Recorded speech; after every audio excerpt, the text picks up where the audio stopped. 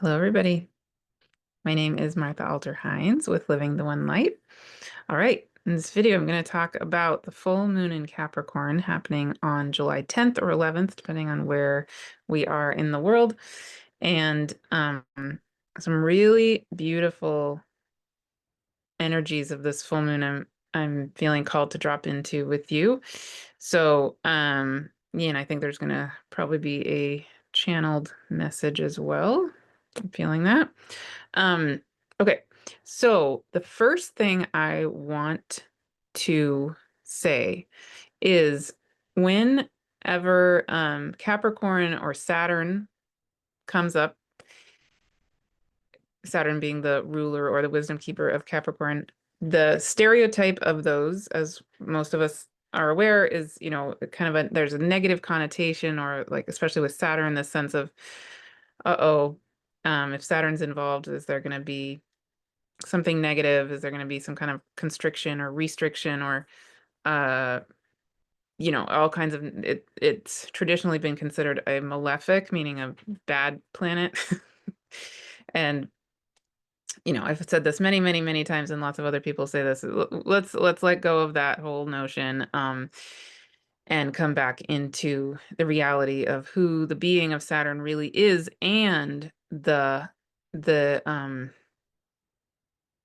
the beauty and the potential of that energetic. So on one level, on the ultimate level, truth, the way I feel about Capricorn as an energy is that it's really an energetic of our highest wise being self, the part of us that is literally the ancientness of existence itself. That it's true. We are everything. We come from, we are made of everything that is existence, right? So on a cellular level, we are made of stuff that has existed since existence existed. So we are literally ancient.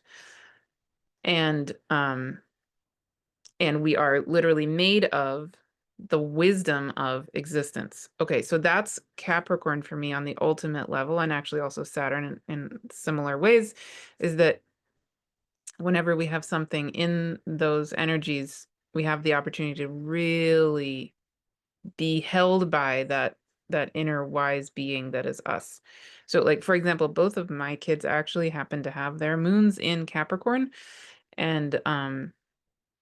and certainly there can be, for people with moon in Capricorn, there can be, or anything in Capricorn, there can be an out of balance version, can be a kind of restrictive kind of a feeling.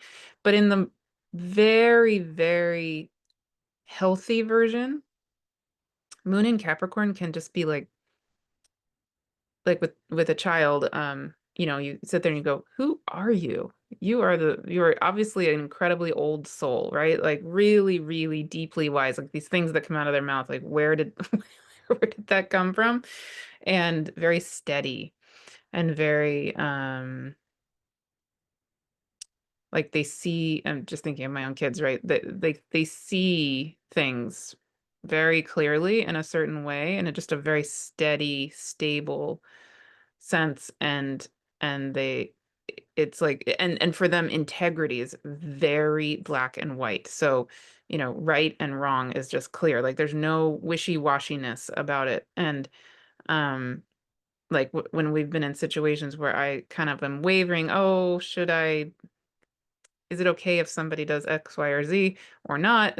To my kids, it's always been like either right or wrong. There's no in between. It's like either it's an integrity or it's not. I mean, and for them it's just no drama, nothing, and no need to kind of the Piscean part of me can get, feeling guilty or something if I need to say no to something. And for them it's like, well, if the answer's no, the answer's no. It's like, what else is there to say?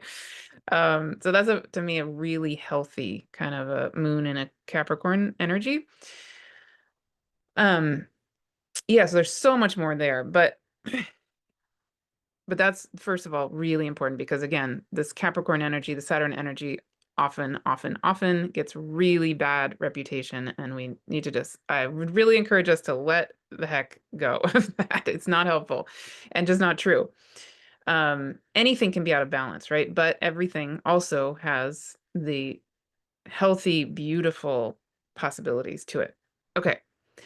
Secondly, I want to drop in a little bit to something so magical and beautiful that's becoming more and more clear to me, that's important, I think, to be present with any full moon. Some of this is really obvious, but it's coming into my body more and more clearly, and I want to name this. So any and all full moons, number one, they are the halfway point of the lunar cycle. So every full moon is the halfway point of a lunar cycle that started at the new moon. So for example, in this full moon, we started the lunar cycle last week. I'm recording this June 29th, 2025. So now we're in this lunar cycle that started last week at the new moon in Cancer. And that new moon was in Cancer, exactly conjunct Jupiter, and was squaring Saturn and Neptune. Okay, so the energetic, everything about the energetic, that seed point of that new moon, we're now in that energy in this lunar cycle. And you could go back and listen to my new moon video if you want to get more of a sense of what, my feelings on this lunar cycle itself. So then when we come to the full moon, what's so beautiful, one thing I'm feeling really called to hold in the space of this full moon energy is that when we start that lunar cycle at the new moon, there's an intention, there's a seed, right? And then we come all the way around, halfway around the zodiac. The moon comes all the way around, halfway around the earth to, and from our point of view, is now in the opposite sign from the sun. And the way I feel it is like, okay, so we started this intention with a new moon in Cancer with Jupiter conjunct the new moon. And so for one of the things that was really highlighted for me at the energy of that new moon is this need, or this opportunity for us to be deeply nurturing of our nervous systems, deeply nurturing of ourselves, really focused on self-care in a lot of ways, and being held, like the inner child of us being held. And so when we come around now to Capricorn, the full moon in Capricorn, the sun is still in Cancer, actually very near. The sun is very near at the time of this full moon, very near the star Sirius, which is beautiful, but I'll come back to that. And then the moon now is opposite where the sun is in Capricorn. Okay, so then I feel like, well, the full moon is holding the earth, so that on one side of the earth is the sun and the other side of the earth is the moon. And the energy of the moon now, it's like the Capricorn energy in some way is serving the needs of the seed of the intentions of the new moon, right? So it's like in this case, so beautiful is, if we set these intentions, or if the energetic of the new moon helped us to hold space for the needs of our inner child, the needs of our inner tender emotional body wisdom, then the Capricorn energy now is able to come in and say, hey, I'm not an opposite energy to Cancer energy. Capricorn and Cancer are sometimes called, opposites. They're not opposites. They are complementary ends of a polarity, and they help to complement each other, to integrate with each other, and to really work together, collaborate, integrate into the wholeness of what we are. So on the one hand, Cancer energy is often associated with the inner child, the emotional body needs, and Capricorn is associated, how perfectly, with the inner wise being, okay, like the inner elder. So you've got the inner child and the inner elder merging.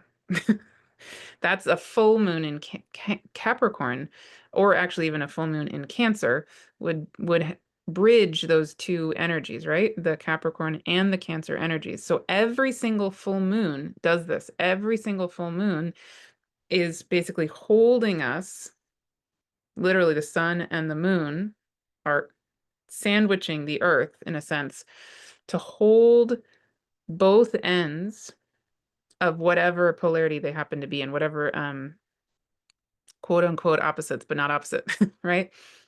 And so they're able to help us get the needs met of both energies because they can complement each other and they can work together.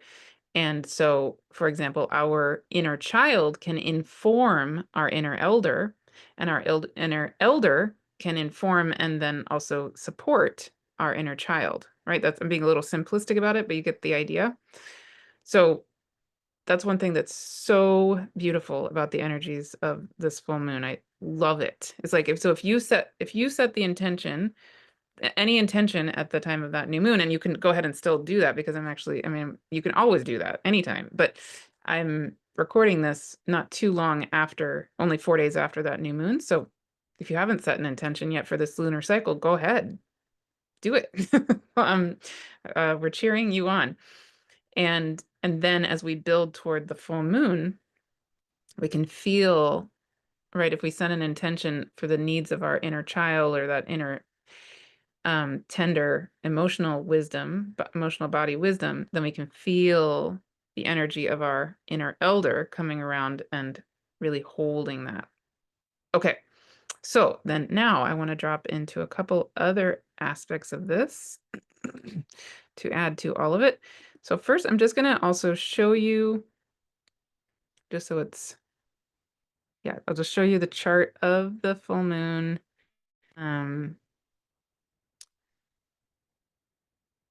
And yeah, so the moon itself will be at 18 degrees 49 minutes of Capricorn. The sun will be at 18 degrees 49 minutes of Cancer. Sirius is considered around 14 degrees of Cancer, so very near the sun. And the moon is trining the south node and Mars in Virgo. The sun is trining the north node. It's like very supportive energy for the energies of this full moon, in terms of helping us work with our destiny. I would say also the moon trining the south node in Virgo with Mars there on the south node, to me, is an element of supporting us to be continuing to let go of any imbalanced sense of shoulds, and also out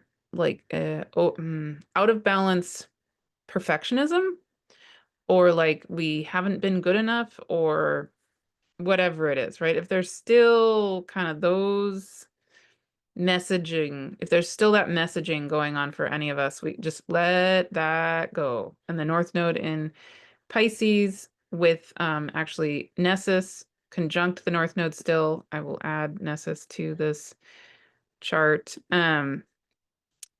Is really, for me, supporting us to do radical forgiving. Still this whole time that the nodes are in Virgo and Pisces, I feel that energy, but I would say it's especially highlighted at the time of this full moon, because the full moon is aspecting the nodes. And okay, so here's Nessus. Yeah. So Nessus was exactly conjunct the North Node, just actually on the same day as the new moon, interestingly, actually on June 25th. But it's still, at the time of this full moon, still very close to the North Node. And the stereotype of Nessus is that it's the buck stops here. That's what Melanie Reinhardt's Reinhardt names about Nessus. And for me, the fact that they're in Pisces and the North Node is there with Nessus, it's like, yeah, let's radically let go of victim mentality. Let's just be done with these patterns that don't serve us, and let's forgive ourselves. Let's forgive, especially ourselves, but I mean, just radical forgiveness in general is a big, big, big opportunity with those energies. But especially I feel like with this full moon in Capricorn, trining the South Node in Virgo, opposite that North Node Nessus in Pisces, the feeling I get in my body is we do not need any and all voices in our head, in ourselves, in our psyche that says that we're not enough or that we didn't do the right thing or, whatever it is, let it go, right? And that helps us then come back to that inner wise ancient elder that we literally are. And I'm going to touch on this a little bit more in a second too. And the other thing I just want to point out astrologically about this full moon is that because the moon is in Capricorn, then what you would say then, if you want to use the word ruler, Saturn is the ruler of the moon because Saturn rules Capricorn. And we just are in this energy of Saturn and Neptune being in this sort of like trial time in the beginning of Aries. Pam Gregory did a whole video talking about this being a rehearsal time. And, I agree totally with what she says is that this little blip in 2025, we have this a few month period when Saturn and Neptune are now in the beginning of Aries. And I'll come back to this in a second, but on July 7th, 3 days before this full moon, Uranus also moves into Gemini, where it will be just for a little while in 2025. And then all three of these planets, Saturn, Neptune, and Uranus, spend a blip of time in these new signs in 2025, and then they retrograde back into their old sign in 2025, and then it's in 2026 when all three of them fully move into these new signs. So, so the energy of the full moon in Capricorn is tying us back to that set of energies because, again, Saturn is the quote unquote ruler or wisdom keeper of Capricorn. And in the month of July, like I already said, Uranus will be entering Gemini, but Neptune and Saturn are both going retrograde. So Neptune goes retrograde on July 4th. Saturn goes retrograde a little bit later. Let me find the exact date. Saturn is going retrograde on July 12th. So just 2 days after this full moon. So that's actually, yeah, okay, that's actually really important. Let me feel into that for a minute. The reason I say that's so important is because astrologically, again, the full moon is in Capricorn. The ruler, Saturn, is stationing. It's actually, at the time of this full moon, it's already stationing retrograde. It's going to precisely, go retrograde, quote unquote, 2 days later. But when planets station retrograde, they take a long, long time to do that. And so we're already in the energy of Saturn moving retrograde. And so what I'm feeling in that is it's like this July period, if we think of 2025 as this kind of, we're trying out these new energies, we're trying out what is it that we are all here to be co-creating? We call it New Earth. What is New Earth? 2025 to me is really so powerfully about getting to try it out and really even try out what does it mean to try it out? Like, where is this wisdom going to come from? Where is it coming from? And what is wisdom? So really huge question. So, so because Saturn is stationing retrograde at the time of the full moon in Capricorn, what I can feel in that energetic is that this July time is like it's like a halfway point or like a turning moment, or even where we go more and more deeply. It's like we're right in the middle of this trial period, if you want to call it that. It's not the best wording, but it's like now all three of those planets, which are switching signs, have switched signs. But we only have until September 1st for Saturn to still be in the new sign, which is Aries. And it's like, let's make the most of this time that we have. Let's really deeply feel it. Okay. And so I want to drop into that a little bit, because again, this question of what is wisdom and where is this wisdom of what it means to co-create new earth, where is that going to come from? Or where is it coming from? I think that's a really, really, really crucial question to be sitting with. And I feel like there's things that want to come through in channeling that are maybe more clear than what I can say with my own words, and that's actually part of the point. So what I'll just continue to say a few more things as Martha me for a minute before I channel. So one of the things I think is absolutely crucial right now, is we have been in a mode in this time of great forgetting, in the time of, the Industrial Revolution, and the time of the Enlightenment, all of that. We've been really, really trained, and it's not all bad, but we've been trained to assume that our thinking, our cognition, our brains are the ultimate seat of intelligence. Okay, we know that that is erroneous. That is incorrect. Our brains are amazing and wonderful, and I'm so grateful for my brain. I love my brain. Okay, we have wonderful brains. I mean, intellect is really important. Analytical thinking is super important. All of the above. Okay. And we know, even from psychobiology, even from all kinds of places, that our ultimate wisdom is the wisdom of the totality of who we are. So it's not just our brain, it's our brain, and it's our heart, it's our gut, literally, right? It's our whole body with our emotional body exists self. And it is there is so what's going on for so many of us, and really what my work is all about, is that we are now letting go of the shoulds of how we learn, the shoulds of uh how we tap into wisdom.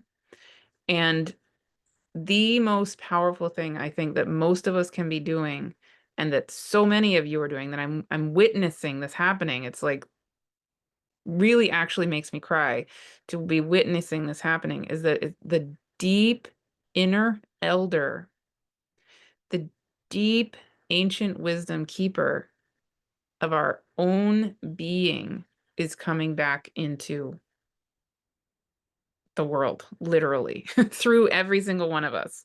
So I talked about that actually in the new moon video. And I talked about the connection with our ancestry and all of that. So these actually, more and more I'm feeling, yeah, obviously the new moon in Cancer and this full moon in Capricorn are supporting very similar energies, not surprisingly. Yeah, so do go back to that new moon video if you want to hear more about that.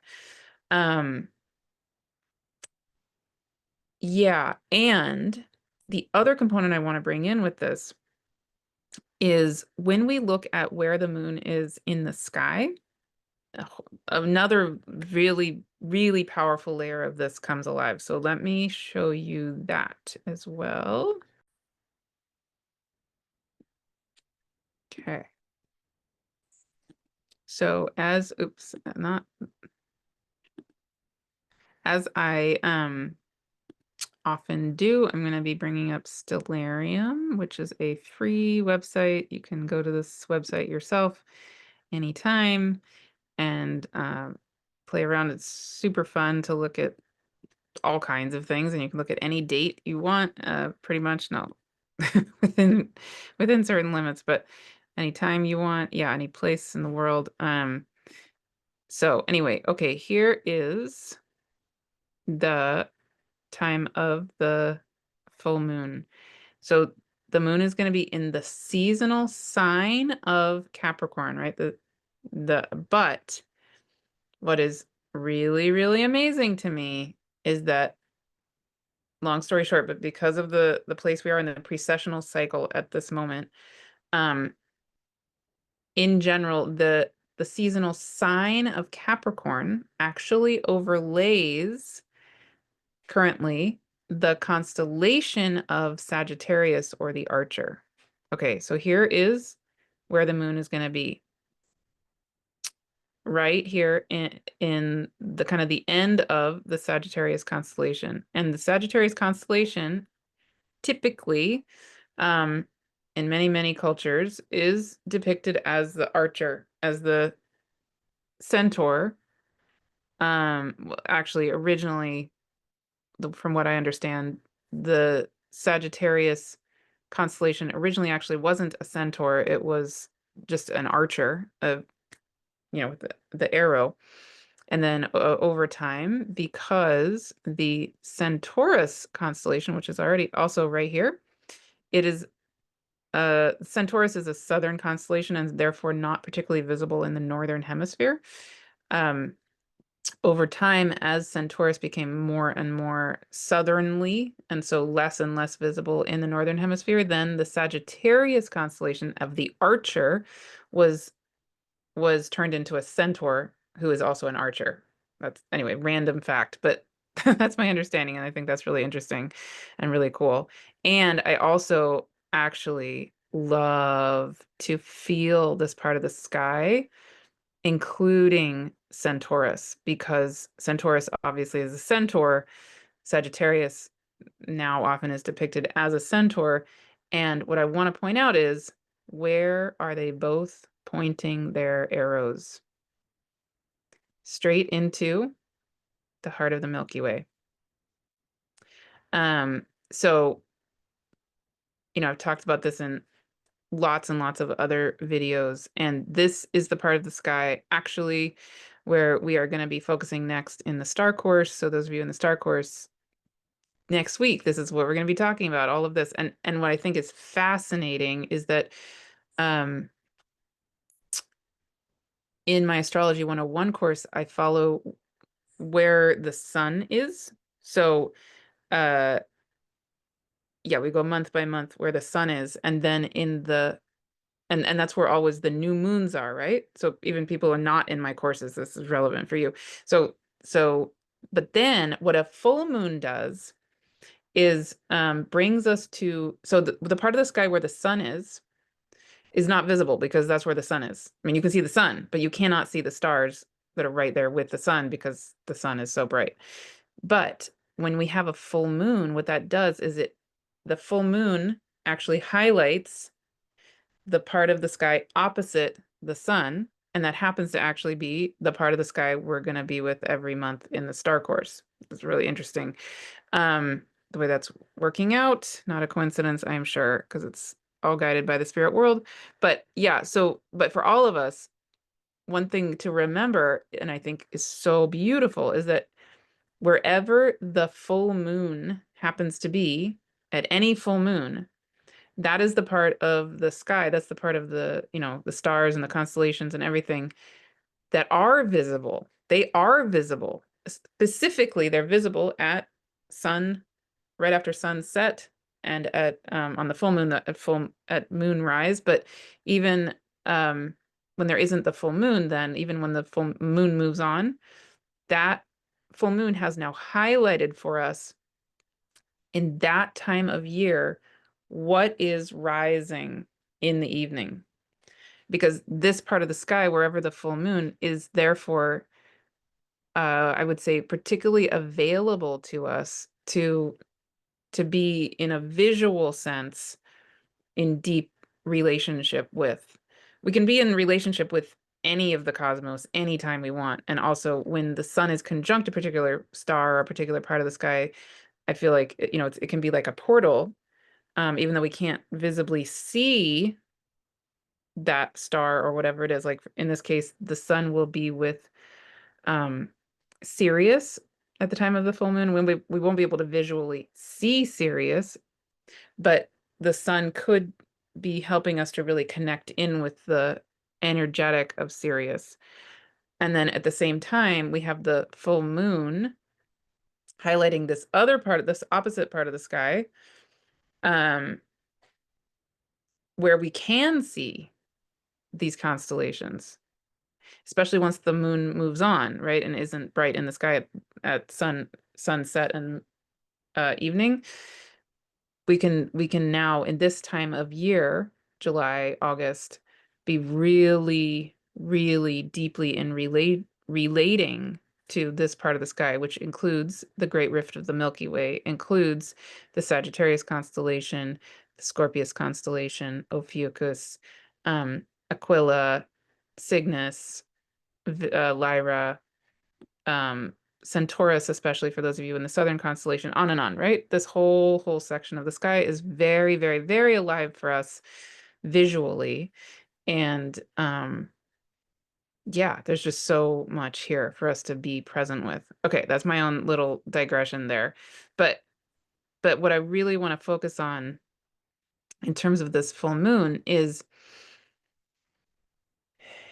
it is, again, in the sign of Capricorn, but in the constellation of Sagittarius. And Sagittarius is the archer who is pointing straight into the heart of the Milky Way. So what does that feel like? What does that feel like for you? I mean, there's no one answer. The thing that comes alive for me is when we are thinking about what is Capricorn.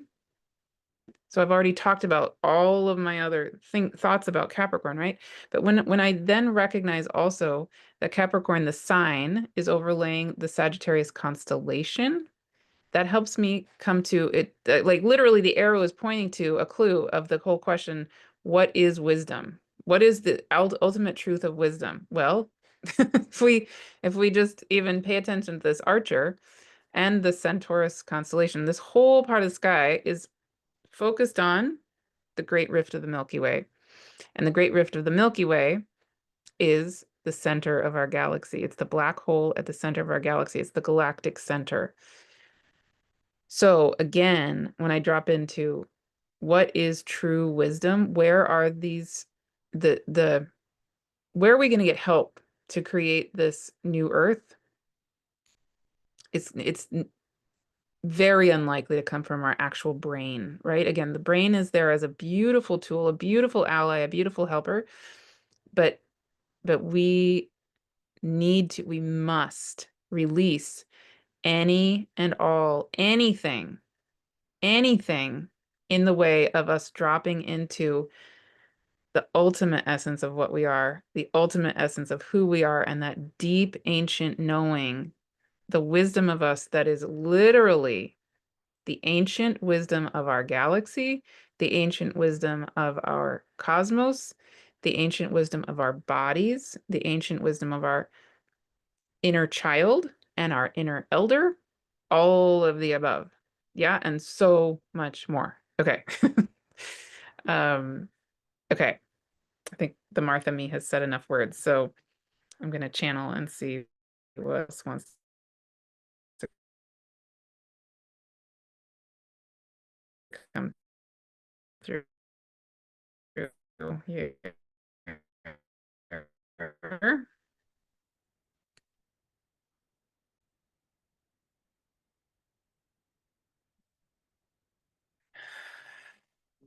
Okay, hello and welcome.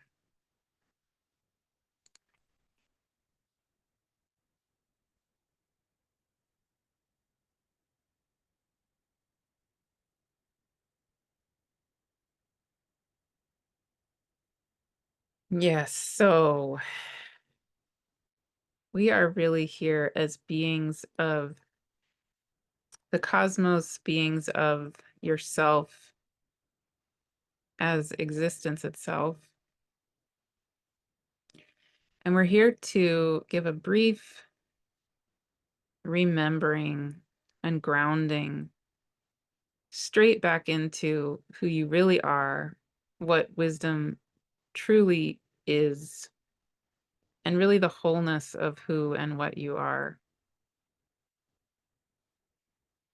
And we're here to help you, to support you, to release anything and everything that's not of that ultimate wholeness, which is the true seat of actual wisdom.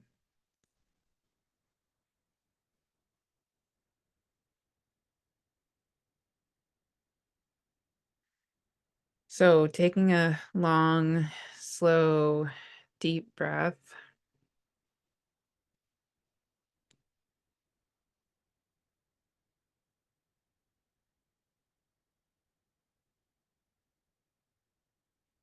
We invite you to imagine and feel yourself just deeply held.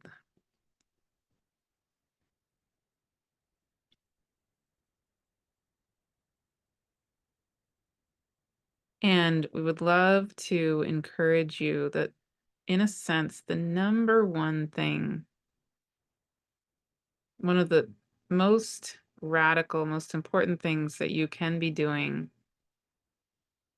as Martha or we in other places have mentioned at the time of the new moon, it's a seed really supporting us, supporting you to be deeply nourishing the nervous system. And we're going to come back to a metaphor that Martha used in the video she did with Dr. John Ryan. At the end, she talked about a metaphor of us being like moon jellyfish. And we highly encourage you to listen to that video as well. It's very beautiful. So they were, Martha and John were together channeling the energetics of Sirius and the Syrian beings who are very alive in this time and will continue to be very alive.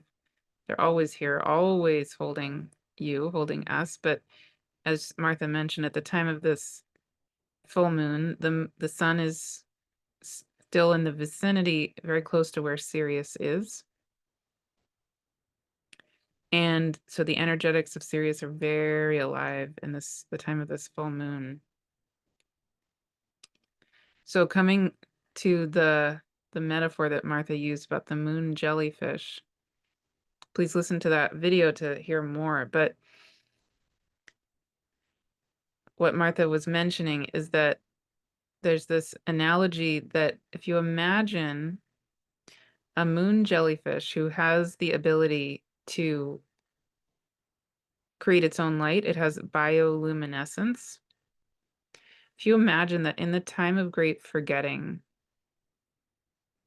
we have been like a moon jellyfish who has had the illusion of separation from its own self. So that moon jellyfish has perhaps, in a sense, been walking around the world assuming that its body is dissected into various parts. And that has always been an illusion. It's completely illusory, not true. Yet the moon jellyfish has had the perception that it's true and therefore has been operating as though it's true. It's very similar to the state of being of the time of great forgetting. And now, in this time of great remembering, this is a literally a time of remembering, coming back together into the wholeness of who and what we are. And we talk a great deal about this and really support this in the free Wholeness Way series as well. So please connect with that and enjoy that anytime as well. And Martha can provide more details. But in this time of great remembering, you can imagine that then that star jellyfish suddenly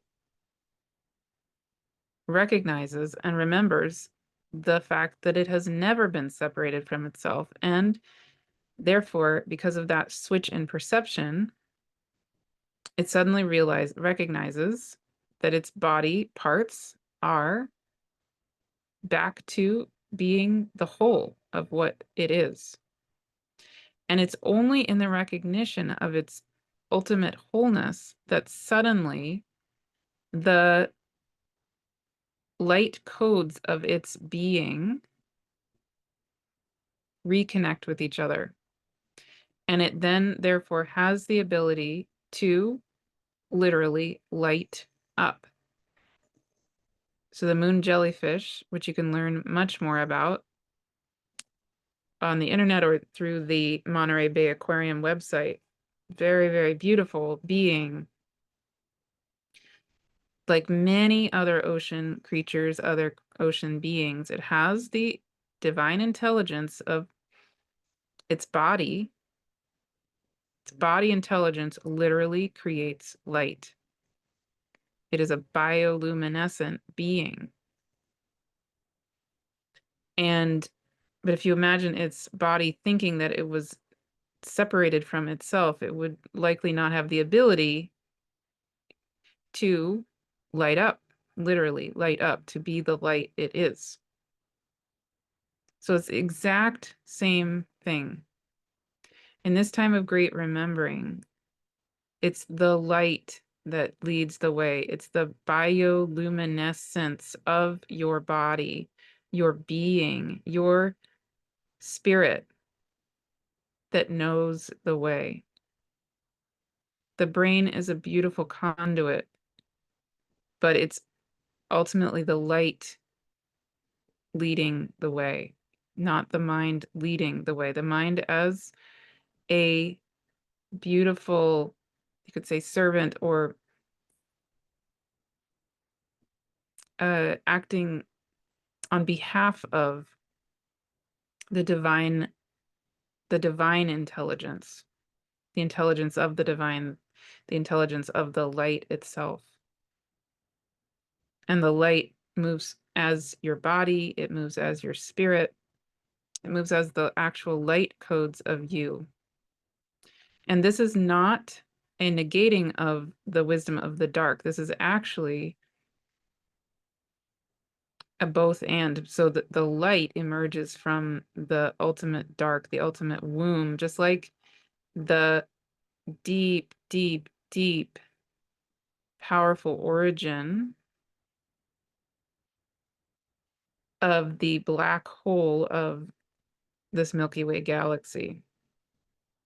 Light does not mean not dark. Light means actually emerging from, the light is emerging from dark, that ultimate dark, which is the origin of everything. So when we say the light knows the way, it does not mean the dark does not know the way. It means that from the dark emerges the light that knows the way.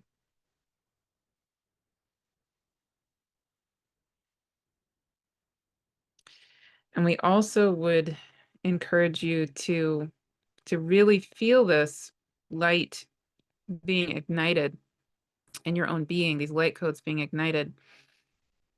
We strongly encourage you to listen also to where we channeled in the free June solstice gathering that Martha held, that many of you attended live and listened to later. And in that, we support, the spirit world supports each and all of us to deeply, powerfully let the light codes of you be held, to ignite, and that light to lead the way.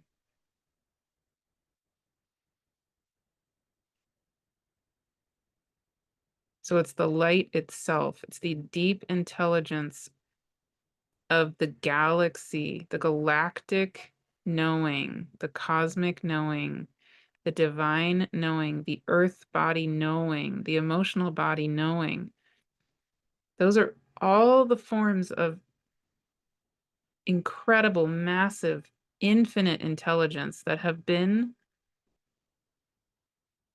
pushed aside, that have been denied in the time of great forgetting. So that's in a sense, a component of the jellyfish, the moon jellyfish, having been walking around the world assuming that it was dissected from itself, but that is incorrect. So this is not a matter of saying that the mind is not important. The mind is one of those components of that moon jellyfish, right? But now it's a matter of allowing ourselves as those beautiful bioluminescent beings that we are and always have been to release that illusion of separation from ourselves and to come powerfully back into the wholeness of who we truly are as the wisdom of existence, the wisdom of the light, the wisdom of every aspect of our being, including the mind, but not only the mind, allowing all of who we are to powerfully come radically, completely back together, to let go of any and all notions that the wholeness of who we are is not true, or that we're not good enough, or that we're anything less than perfect, that we're anything less than divine, that we're anything less than holy. Just let that radically go. And then we powerfully collide back into the totality of who we are, the wholeness of who we actually always have been and are. And we literally light back up.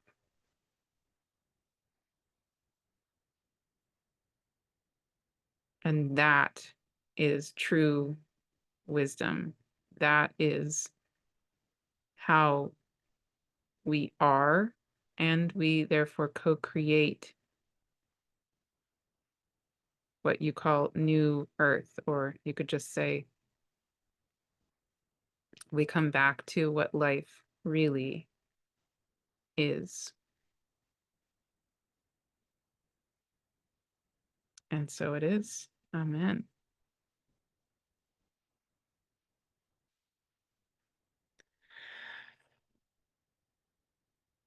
Thank you so, so, so much for being here. And thank you so, so, so much for being part of the time of great remembering and for being exactly the wholeness of you.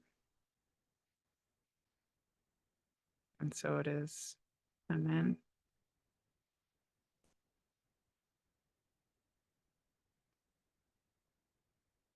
All right.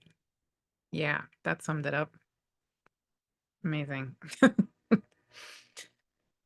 Beautiful. Yes, I second all of that. I highly recommend the Wholeness Way series. I'll put the link here. It's free. I highly recommend that video with John Ryan. That's one of my favorite conversations I think I've ever had. There's a moment in there, if you haven't seen it, where he speaks in light language, and wow, something really lit up. And it's not the first time I've heard light language or felt light language in myself even, but I have the sense that that is going to be really key moving forward with Gemini moving into Uranus moving into Gemini, Gemini having to do with language, Uranus having to do with electricity, or you could say light language. um yeah, I think there's going to be so much as these light codes in us wake back up. Light has its own language, right? Light is a language in and of itself. So I have a feeling there's a lot more to come around all of that. But that conversation with him was really, truly one of my favorites ever. And I have a lot of favorites. So I highly recommend that one. And yes, go back and listen to the free uh the free solstice gathering. Very powerful what came through in there too. Yeah, beautiful. Okay. we're being so supported in this time. I know it's also, you know, we look in the world and it's really, really difficult. It's all of the above is really true.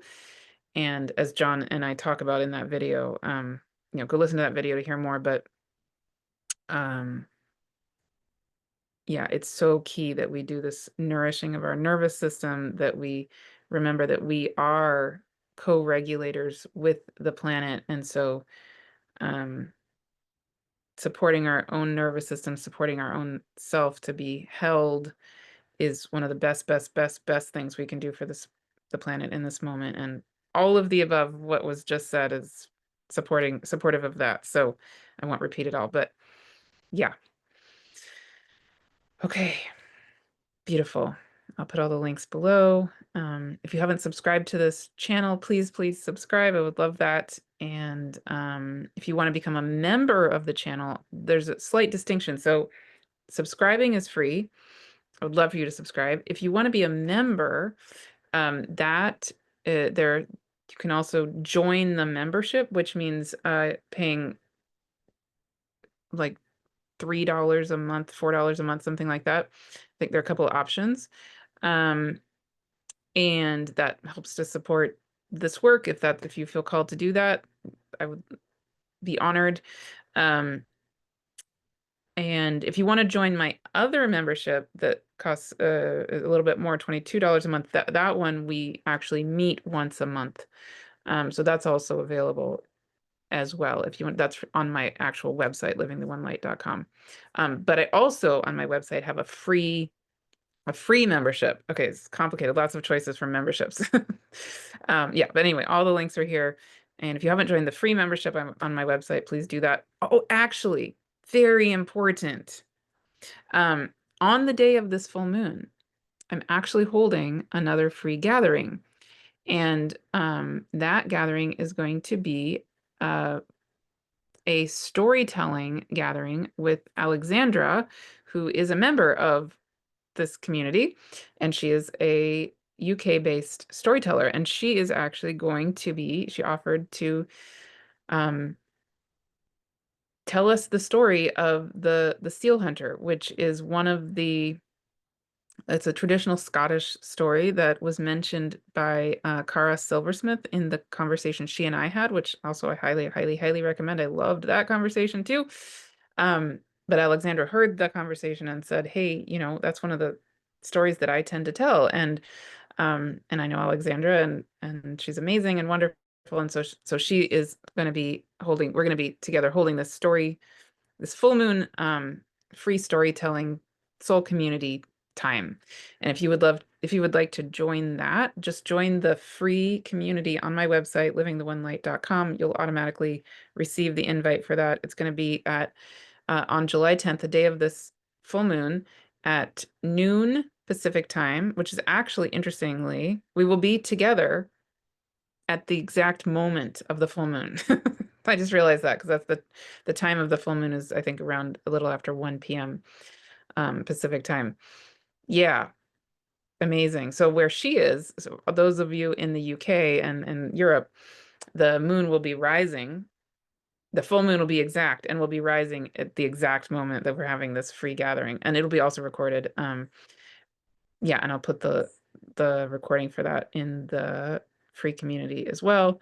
But anyway, yeah, so please join us for that. It's going to be really special, really beautiful, I'm sure. And then I'm also planning another free gathering with John Ryan, actually, as we discussed in that video he and I did together. So that's going to be on August 11th.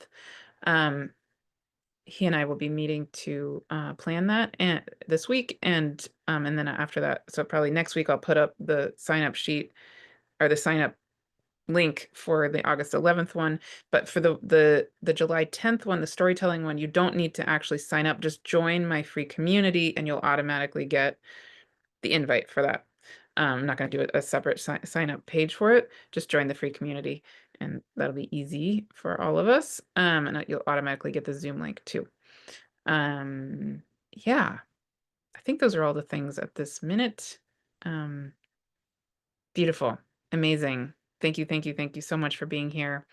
Again, if you haven't subscribed for free to this channel, I would love for you to subscribe and join us for any and all of the above, of all the things I just mentioned. Yeah, but the light knows the way, our bodies know the way, and we are literally, literally the deep ancient wisdom of existence itself, which is exactly why we're here, and that is exactly what we're here to be, to be. Full stop. That is exactly what we are here to be. It is what we are, and it is what we are here to be. And we are here together, co-creating this world from that place of the reality that we are the wisdom of existence. Yeah, beautiful. Thank you for being you. And I'll see you soon.